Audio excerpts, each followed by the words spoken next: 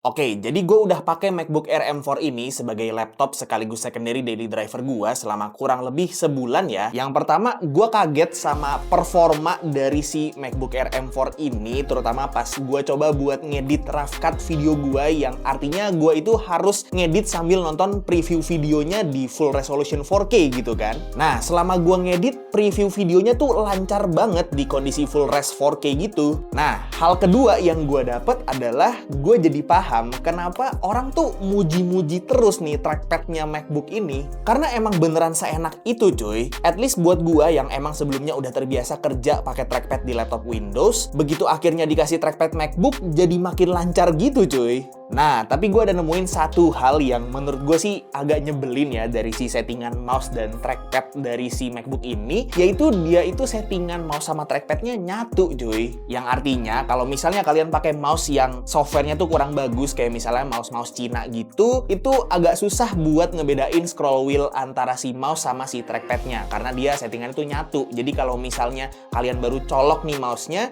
itu scroll wheel mouse-nya tuh bakal kebalik gitu. Nah, alasan kenapa gue langsung bahas experience video editing gue di MacBook Air M4 ini adalah karena emang salah satu alasan terkuat gue buat ngambil si Air M4 ini tuh ya supaya gue bisa ngedit video di luar dengan performa yang ya at least bisa ngedeketin PC gue lah. Di sini gue udah coba load timeline yang sama persis di DaVinci kayak yang udah gue edit di PC gue, dan di sini gue coba tes render dengan resolusi 4K 8-bit 25 fps.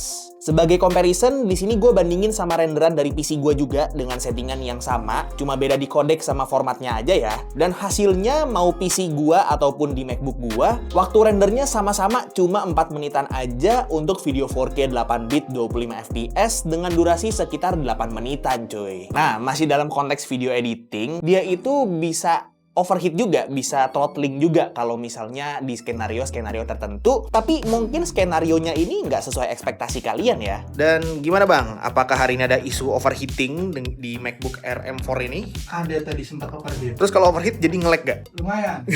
Banget. Nge-lag ya? Iya. Terus ini jadinya pakai apa nih? Pakai FlyDigi nih. Apa cooler? Iya, Emang bisa? bisa. Tuh dia tuh yang ide tuh. Ya guys, jadi ini suka nge-lag ya kadang kalau lagi ngedit. Jadi ide gue adalah dipasangin cooler FlyDigi B8X. Gila nih ya, jadi buat kemarin ada yang nanya di video FlyDigi B8X-nya justru ada yang nanya bisa buat pakai MacBook apa enggak? Bisa ya nih.